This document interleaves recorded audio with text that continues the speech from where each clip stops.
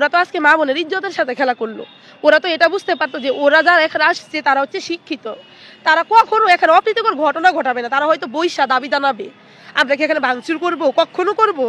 আমরা তো শিক্ষিত, আমরা তো বুঝি যে ভাঙচুর করলে আমাদের দেশের ক্ষতি হবে, ভাঙচুর করা তো কোনো সমাধান না। আমরা এখানে শান্তিপূর্ণভাবেই বসতাম, ওনারা তো আমাদের কথা শুনবে।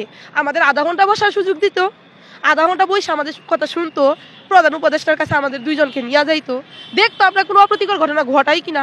ওরা তো মেয়েদেরকে বাণিজ্য সব দিয়ে দিচ্ছে, একটা মেয়েকে ভিজাই দিয়ে দিচ্ছে, মেয়েগুলো বাসায় যাবে কিভাবে আপনি বলেন?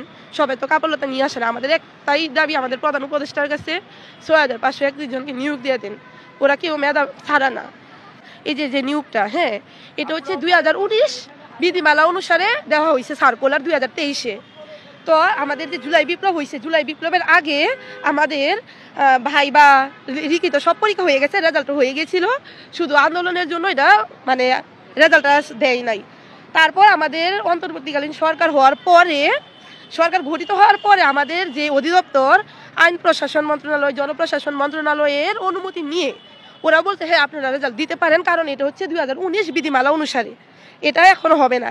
যে কোটা, ঠিক আছে, আমরাও কোটা চাই না, কিন্তু আপনার তো একটা আইনের মাধ্যমে যেতে হবে না। যে বিধিমালা অনুসারে নিয়োগ মানে মানে নিয়োগ বিজ্ঞপ্তি দেওয়া হবে, ওইটা অনুসারে কি রেজাল্ট দিবে না? হ্যাঁ, এটা অনুসারে তো রেজাল্ট দিবে। আমরাও তো চাই, আমরাও বলি সামনে নিয়োগ থেকে আপনারা কোটা হাটাই দেন, 1%ও দিয়েন না, প্রতিবন্ধী দেন, আর বাকি একটাও দিয়েন না, মেধাতে নেন। কিন্তু এখন আপনারা বৈষম্য কেন করবেন? প্রথম ধাপ দ্বিতীয় ধাপ করতেছে চাকরি, তাহলে আমাদেরটা কেন হবে না? তৃতীয় ধাপ তো আপনারা দিয়ে দেন, বৈষম্য কইরেন না। আমরা আসছি হচ্ছে নরসিংদী রায়পুর উপজেলা থেকে।